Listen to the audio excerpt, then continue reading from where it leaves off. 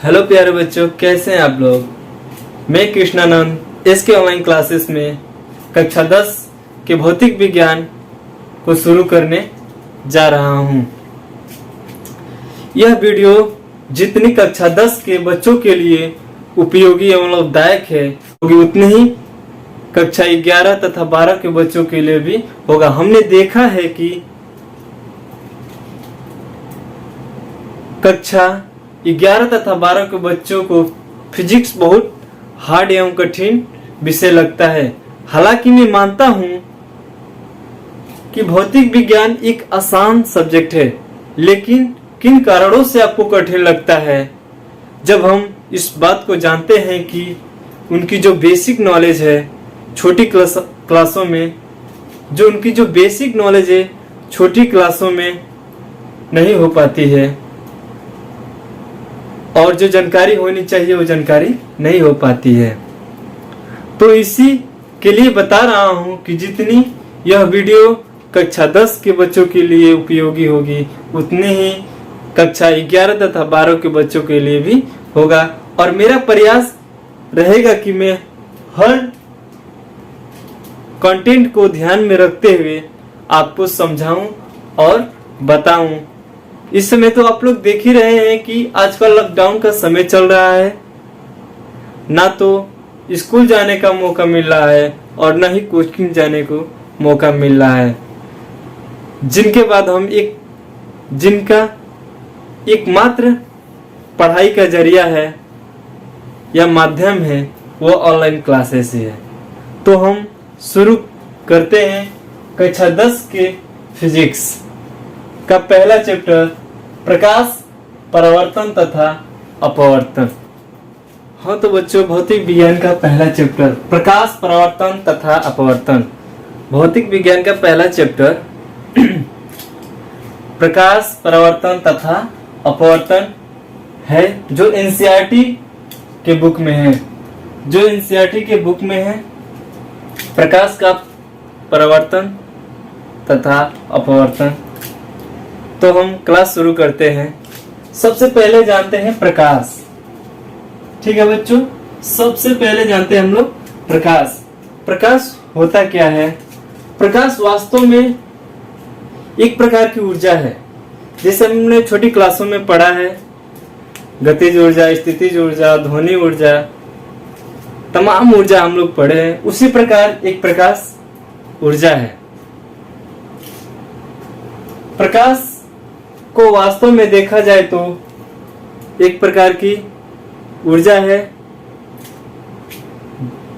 जिसके द्वारा हम किसी वस्तु को देख पाते हैं। जिसके द्वारा हम किसी वस्तु को देख पाते हैं। तो सबसे पहले इसका डिफिनेशन होता है प्रकाश का, परावर्तन तथा अपवर्तन। ये पहला चैप्टर है। तो सबसे पहले देखते हैं बच्चों प्रकाश। प्रकाश का डिफिनेशन होता है प्रकाश एक प्रकार की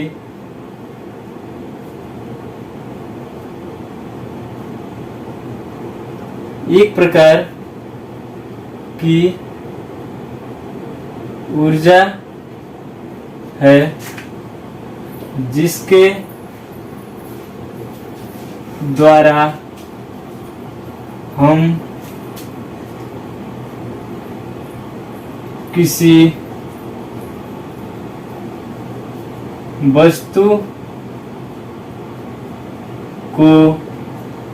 देख पाते हैं।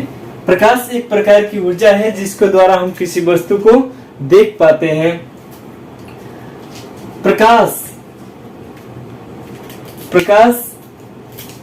एक ऐसा संकुचन, एक ऐसा संवेदन है जिसके द्वारा हम किसी वस्तु का प्रतिबिंब प्राप्त करते हैं। फिर से देखते हैं बच्चों प्रकाश का गुण। दूसरा आता है प्रकाश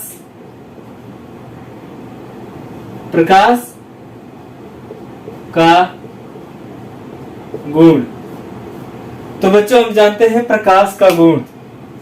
प्रकाश एक तरंग के रूप में, प्रकाश एक तरंग के रूप में आता हुआ प्रतीत होता है। प्रकाश एक विद्युत चुंबकीय तरंग है। सबसे पहला इसका गुण है प्रकाश एक विद्युत चुंबकीय तरंग दैर्घ्य है। तरंग के बारे में हम लोग पिछली कक्षाओं में पढ़े होंगे बाबू कि तरंग, जैसे तालाब है हमारा, तालाब में कोई पत्थर फेंकते हैं तो उसमें जो श्रृंग और गर्त होता है, जो श्रृंग और गर्त होता है जिसके द्वारा तालाब में हलचल उत्पन्न होता है, उसी को हम लोग बोलते हैं तरंग। इसको इंग्लिश में वेव बोलते हैं। तो उसी प्रकार प्रकाश एक विद्युत चुंबकीय तरंग के रूप में गमन करता है। प्रकाश का तरंगदैर्घ्य, प्रकाश का तरंग दैर्घ्य, प्रकाश का तरंगदैर्घ्य बच्चों 4 नैनोमीटर से 7 नैनोमीटर होती है। ठीक है बच्चों, प्रकाश एक विद्युत चुंबकीय तरंग है। प्रकाश का तरंगदैर्घ्य 4 नैनोमीटर से 7 नैनोमीटर होता है। दूसरा होता है प्रकाश सरल एवं सीधा गमन करता है। प्रकाश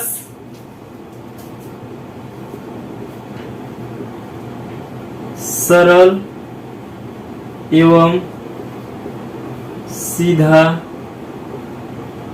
गमन करता है। तीसरा कंटेंट होता है बच्चों, प्रकाश अपारदर्शी माध्यम पर तीक्ष्ण छाया बनाती है। प्रकाश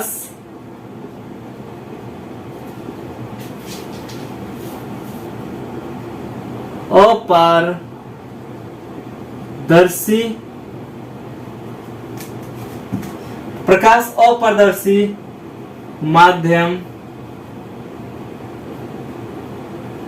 पर तीक्ष्ण छाया बनाती है। अपारदर्शी आप लोग पिछले कक्षाओं में पढ़े होंगे, जिसमें प्रकाश आर पार नहीं हो पाता है, जिसमें प्रकाश की किरणें आर पार नहीं हो पाती है। जैसे ये प्रकाश की किरणें हैं, क्या है बच्चों, ये प्रकाश की किरणें हैं, इसके बीच कोई अवरोध यानी अपारदर्शी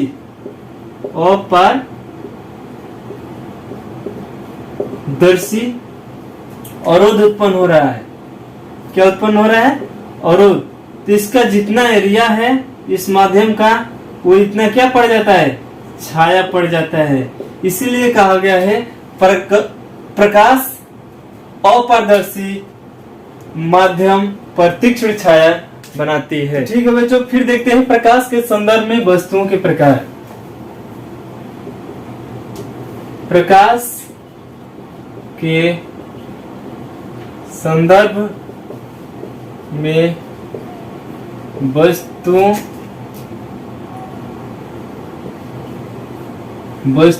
के प्रकार। प्रकाश के संदर्भ में वस्तुएं दो प्रकार की होती हैं। पहला प्रदीप्त वस्तुएं, दूसरा अदीप्त वस्तुएं। पहला प्रदीप्त वस्तुएं, दूसरा अदीप्त वस्तुएं। इसको इंग्लिश में लुमिनस ऑब्जेक्ट, इसको इंग्लिश में बोलते हैं नॉन ल्यूमिनस ऑब्जेक्ट। प्रदीप्त वस्तुएं बच्चों जो स्वयं प्रकाश उत्पन्न करता है, ऐसी वस्तुएं जो स्वयं प्रकाश उत्पन्न करती हैं प्रदीप्त वस्तुएं कहलाती है। इसका डिफिनेशन होता है ऐसी वस्तुएं जो स्वयं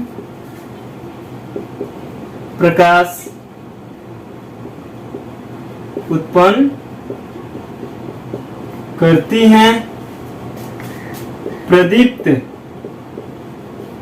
प्रदीप्त वस्तुएं कहलाती हैं। ऐसी वस्तुएं जो स्वयं प्रकाश उत्पन्न करती हैं प्रदीप्त वस्तुएं कहलाती है। एग्जाम्पल जैसे सूर्य, तारे, जलती हुई मोमबत्ती,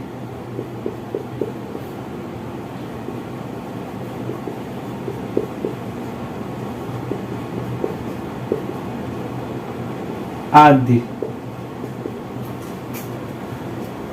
प्रदीप्त वस्तुएं ऐसी वस्तुएं जो स्वयं प्रकाश उत्पन्न करती हैं, ऐसी वस्तुएं जो स्वयं प्रकाश उत्पन्न करती हैं प्रदीप्त वस्तुएं कहलाती हैं। दूसरा क्या होता है बाबू? अदीप्त वस्तुएं। ठीक है बच्चों, अदीप्त वस्तुएं ऐसी वस्तुएं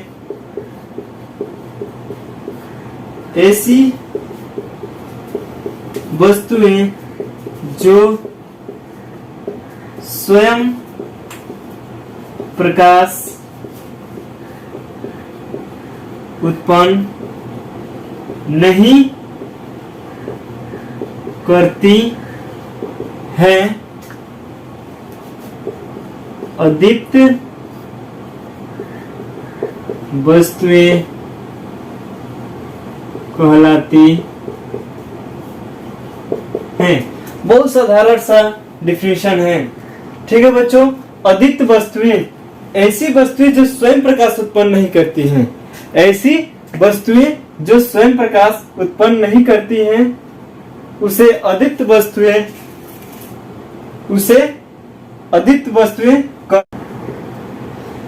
वस्तुएं जैसे चंद्रमा, कुर्सी, मेज आदि।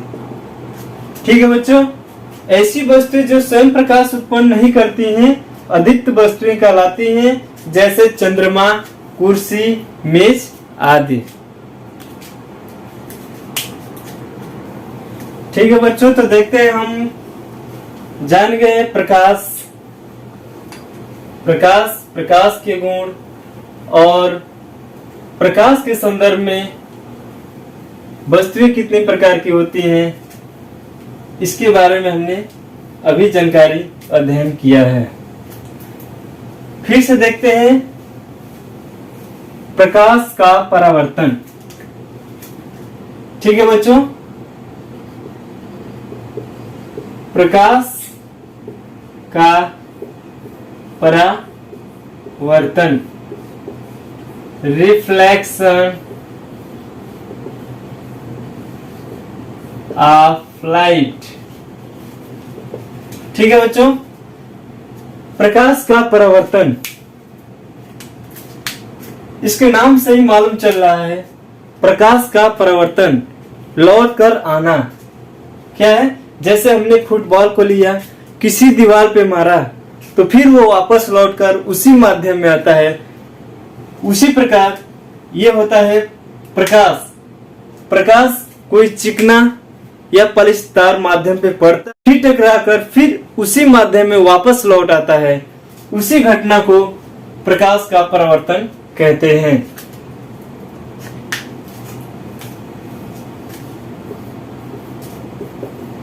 ठीक है बच्चों, तो इसका डिफिनेशन क्या होगा? प्रकाश की किरण, प्रकाश की किरण किसी चिकना या पालिशदार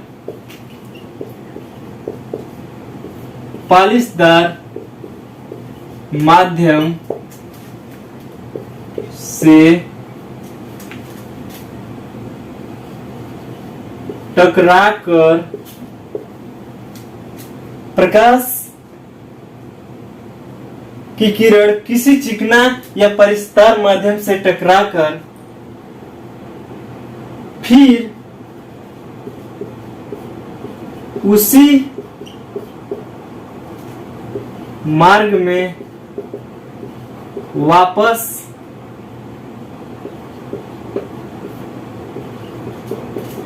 लौट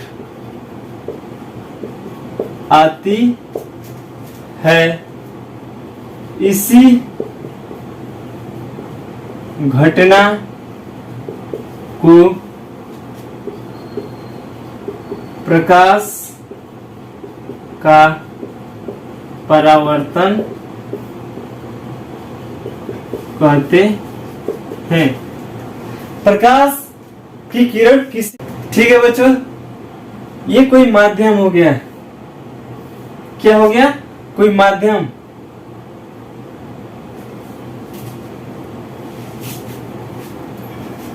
कोई चिकना माध्यम हो गया जिसपे हमारी प्रकाश की किरण आती है, फिर उसी मार्ग में वापस लौट जाती है।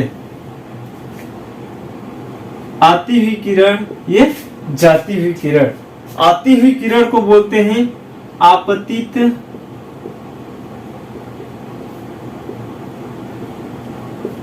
किरण और जाती हुई किरण को परावर्तित किरण। ठीक है बच्चों, जब प्रकाश की किरण किसी चिकने या पलिस्तार माध्यम पर पड़ता है और उस माध्यम से टकराकर फिर उसी माध्यम में वापस लौट आता है, इसी घटना को प्रकाश का परावर्तन कहते हैं। अब हम समझते हैं बच्चों, प्रकाश का परावर्तन के संबंध में जो घटनाएं घटती है वो क्या क्या हो सकती है। प्रकाश के परावर्तन में जो घटनाएं घटती है वो क्या क्या हो सकता है।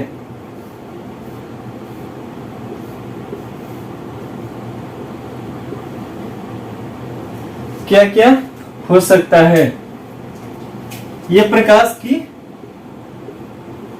किरण है, ये कोई वस्तु है। ठीक है बच्चों, ये प्रकाश की किरण किसी वस्तु पर आ रही है, तो इसमें 3 घटनाएं होंगी।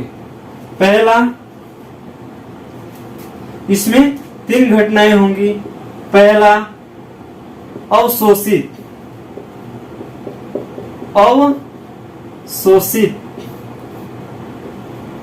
दूसरा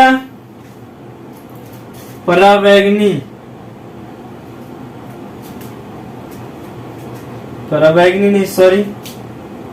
दूसरा परागमन, तीसरा होगा बच्चों परावर्तन। प्रकाश की परावर्तन के संदर्भ में ये 3 घटनाएं घटती है। जब किसी वस्तु पर या माध्यम पर जब प्रकाश की किरण पड़ती है तो ये 3 घटनाएं घटती हैं। पहला अवशोषित, दूसरा परागमन, तीसरा परावर्तन। जब प्रकाश की किरण जब प्रकाश की किरण किसी वस्तु पर पड़ेगी तो कुछ हिस्सा अवशोषित हो जाती है, कुछ हिस्सा अवशोषित हो जाती है और कुछ हिस्सा परागमन हो जाता है और कुछ हिस्सा परावर्तन हो जाता है।